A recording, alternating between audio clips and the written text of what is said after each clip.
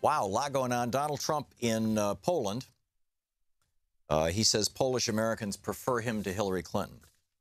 Can't this guy just A, I don't know that there's any evidence of that. And B, get over it. You're the president. Good grief. It's anyhow, in his speech, just a couple things. The Guardian did a great story on this today. In fact, we've got a little bit of video and audio from it. Donald Trump warned, this is by Christian Davies in Warsaw, Patrick Wintour in Hamburg, and Jamie Grierson. Donald Trump warned that the survival of the West is at risk, they write in The Guardian, as he lashed out at hostile forces ranging from Islamic terrorism to Russia, statism, and secularism during a speech in Poland.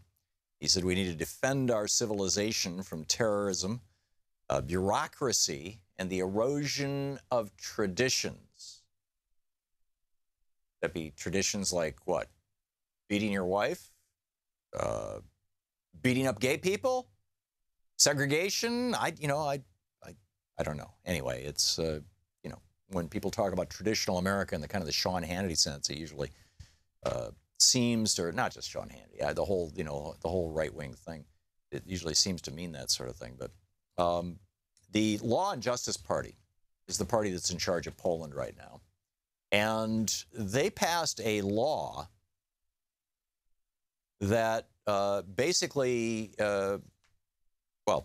just from reading this, after Poland's ruling Law and Justice Party took office in 2015, Duda, now it's not, an old song from the South, it's President Duda of Poland, signed a media law, right? This is what Trump wants here in the United States, a media law, allowing the government to take political control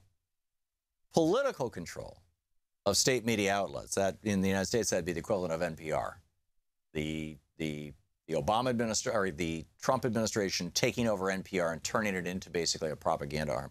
Liberal media outlets have also been squeezed financially by the cancellation of subscriptions by state institutions and the withdrawal of advertising revenues. So, progressive media in Poland is largely dead. It's right-wing all the way. The party there is, about as hard right as you can get, to the point that, a lot of people in Europe are saying Poland is, has joined Hungary and Turkey as no longer being functional democracies. But that's why Trump went there. I mean, not because it's not a functional democracy, but because an authoritarian regime can guarantee that when they bus in thousands of people from the countryside who say that they're going to, wave flags and chant Trump, Trump, USA, USA, and they were. Actually, the U.S. president's address was regularly interrupted by chants of Donald Trump and USA. And when he made a nice reference to Lech Walesa, they booed him, essentially. In any case, a quiet moment. He hit a not-so-popular note when he praised the contribution to Poland's freedom of Lech Walesa, the former dissident, president, and Nobel Peace Prize winner, who has long been denounced by law and justice leaders as a traitor and communist informant. Right. He said he stood by Article 5. Here's a little clip from Trump's speech where, clearly he did not write this speech. Here it is. We have to remember that our defense is not just a commitment of money. It is a commitment of will. Because as the Polish experience reminds us, the defense of the West ultimately rests not only on means, but also on the will of its people to prevail and be successful and get what you have to have. The fundamental question of our time is whether the West has the will to survive, and that every foot of ground and every last inch of civilization is worth defending with your life. Our own fight for the West does not begin on the battlefield. It begins with our minds, our wills, and our souls. Today, the ties that unite our civilization are no less vital and demand no less defense than that bare shred of land on which the hope of Poland once totally rested.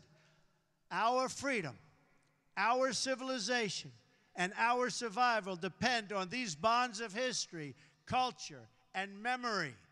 And today as ever, Poland is in our heart, and its people are in that fight.